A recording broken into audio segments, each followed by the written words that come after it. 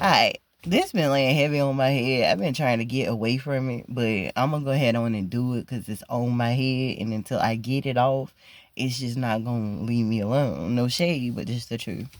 Alright, let's talk about it.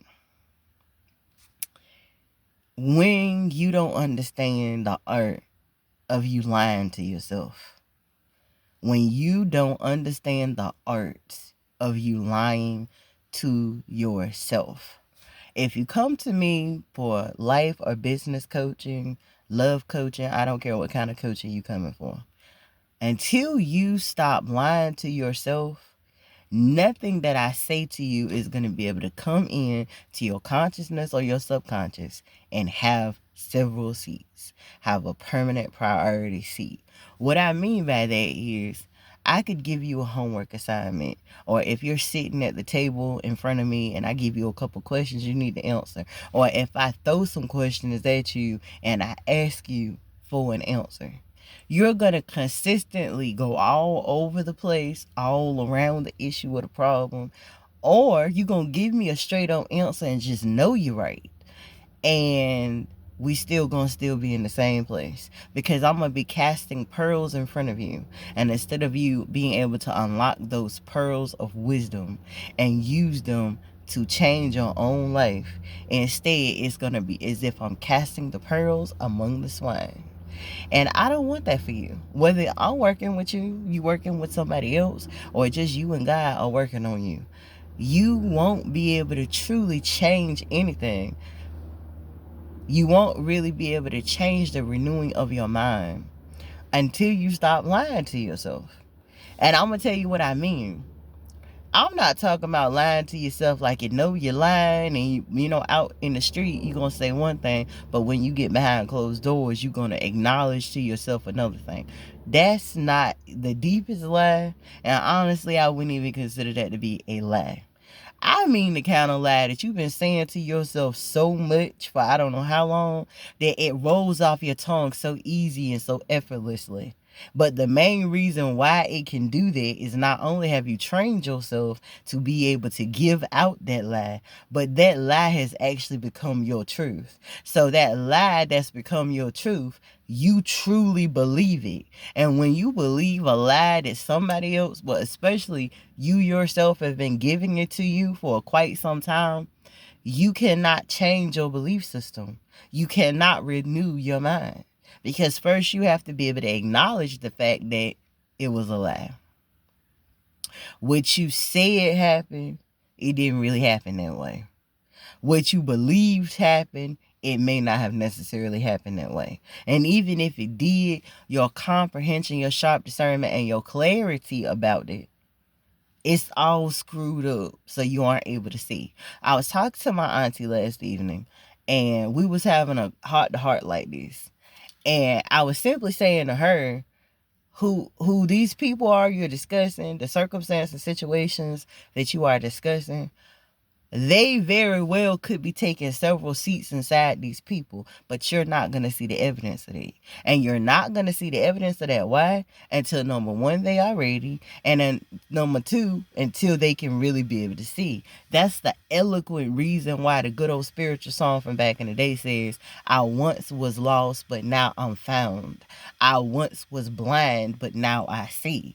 You can't see for looking. It can be right in front of you. I'll give you a personal example and then don't get out of here because I need to do that. Then another thing is coming up that also just need to be emptied out. This morning, I was looking for my bra. Now, I know you may be thinking, well, don't you put it away where it belongs? At this point, it don't necessarily have a specific place to be. I have a drawer that I put it in under normal circumstances. In abnormal circumstances, I have maybe one or two spots that I would usually put it. And for me, it wasn't in either one of those spots. So I'm just looking. I'm looking high. I'm looking low. I mean, my room is actually newly reorganized over the last few days because we're trying to get some things together and all that. We're trying to move some things around and also bring in some new things. But my point is, it wasn't like, oh, my room was all dirty and filthy and unorganized and uncouth. I just could not find my bra. So when my husband came in looking for something else, I was like, babe, like, have you seen my bra? And he looked in exactly what I just said, the usual places that it would be, either in a drawer or in one of these other two spots in the room is where I would usually have it. So he walks over and just, he's a man, and men, for the most part, no shade to y'all, but y'all got a habit of, I'm going to destroy everything I see until I find this thing I'm looking for. He had already began that method. But right when he began, and I was looking down beside his leg, I saw something black. And right now, I am wearing a black bra. I was like, is that it right there? So he looked, and then he turned to me and he was like, see, if it was a snake, it would have bit you. And I was like, you right, you ain't lying. But the point I made from that is I looked and looked and looked and looked and looked. I looked in all the usual places in which the bra would usually be. But it took him walking in the vicinity of it and even looking, like tearing up the place that he was looking, trying to find it, for me to look right beside his leg and be like, hold up, wait a minute, what's that? What is that right there? For me to be able to say, oh, okay. That's it. That's gotta be it. Like, is that it? And then I got my confirmation. So for future clients to come in, current clients that come in to my coaching services, or anybody that's working on themselves or working with God in themselves or working with another coach or psychic, healer, soothsayer, bishop, don't matter. Be authentically honest with yourself. Get in hoots. Hopefully, if you're working on yourself, you're in a safe space. If not, make sure you're in a safe space. You're in a safe connection with whoever it is that you're working with. And then be completely honest with yourself as well as that person. Because I had to learn some years ago when I was hearing a person giving me a response. And really, when somebody starts talking to me about something that seems absolutely like we weren't even talking about that. Like, where did that subject come from? Like, you just pulled that out the sky. And I don't mean like, oh, you just started a random conversation. Nah, that's cool. It's if we're already discussing something and I asked you a question or I said something and you're giving me a response, and that response don't seem like it has anything to do with whatever the topic is we was already having at hand, I'm gonna look at you strange. But then I had to take self-receipts myself instead of looking at that person. I had to do what I very much pride myself on doing now. I had to say, well, in reality, I didn't exactly give this person a whole lot of details to work with. It's like what a lot of sellers would tell you. If you say, no, you're not interested in something, they'll tell you real quick, I understand you're not interested. Number one, you don't know if you're going to get results. And number two, I ain't giving you enough information to give you a confirmation on the type of results you could possibly receive. So if I haven't even told you what I'm selling, I haven't even told you what I'm trying to offer, I haven't showed you the options and the essentials that goes along with whatever it is that I'm trying to offer to you, I really haven't even given you enough information for you to decide if you want to take that offer. Then I know you don't want to buy anything because you already don't trust just anybody. You ain't gonna give your trust to just anybody. So I can't help you. Nobody can help you. You can't even help yourself until you tell the authentic truth to yourself. Be real. Keep it 100% with yourself. If you don't do it with nobody else, do it with you.